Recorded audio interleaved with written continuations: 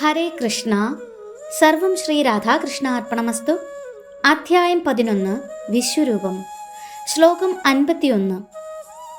അർജുന ഉവാച ദൃഷ്ട്വേദം മാനുഷം രൂപം തവ സൗമ്യം ജനാർദ്ദന ഇദാനീമസ്മി സംവൃത്തഃ സചേതഃ പ്രകൃതിം ഗതഃ. വിവർത്തനം.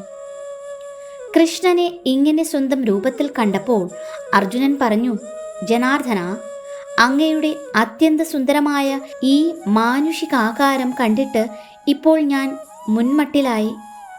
എൻ്റെ മനസ്സ് ശാന്തമായി. ഭാവാർത്ഥം: മാനുഷം രൂപം എന്നതുകൊണ്ട് സൂചിപ്പിക്കുന്നത് പരമദിവ്യോത്തമ പുരുഷൻ മൗലികമായി ദ്വിഭുജനാണെന്നാണ്. കൃഷ്ണൻ ഒരു സാധാരണ മനുഷ്യനെന്ന് കരുതി അദ്ദേഹത്തെ അപഹസിക്കുന്നവർക്ക് ഭഗവാന്റെ ദിവ്യ സ്വഭാവം അറിഞ്ഞുകൂടാ എന്ന് ഇവിടെ വ്യക്തമാക്കുന്നു. കൃഷ്ണൻ ഒരു സാധാരണ മനുഷ്യനാണെങ്കിൽ അദ്ദേഹത്തിന് വിശ്വരൂപം കാണിക്കാനും പിന്നെ 4 കൈകളോടുകൂടിയ നാരായണ രൂപത്തിൽ പ്രത്യക്ഷീഭവിക്കാനും എങ്ങനെ കഴിയും? കൃഷ്ണൻ വെറുമൊരു മനുഷ്യനാണെന്നും അദ്ദേഹത്തിലുള്ള നിർഗുണ ബ്രഹ്മമാണ് ഗീത ഉപദേശിക്കുന്നതെന്നും ഊന്നിപ്പറയുന്നവർ വായനക്കാരെ വഴിതെറ്റിക്കുകയാണെന്നും അത് ഏറ്റവും വലിയ അനീതിയാണെന്നും ഭഗവത്ഗീത വ്യക്തമാക്കുന്നു. വിശ്വരൂപവും ചതുർഭുജനായ നാരായണ രൂപവും കൈക്കൊണ്ട കൃഷ്ണനെ എങ്ങനെ ഒരു സാധാരണ മനുഷ്യനെന്ന് പറയാം?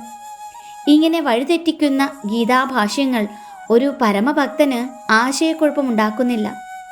സത്യമെന്തെന്ന് അയാൾക്കറിയാം. പകൽ വെളിച്ചം പോലെ വ്യക്തമാണ് ഭഗവത്ഗീതയിലെ ഉപദേശങ്ങൾ. മൂഢന്മാരായ ഭാഷ്യകാരന്മാരുടെ ദീപനാളങ്ങൾ അവയ്ക്ക് ആവശ്യമില്ല.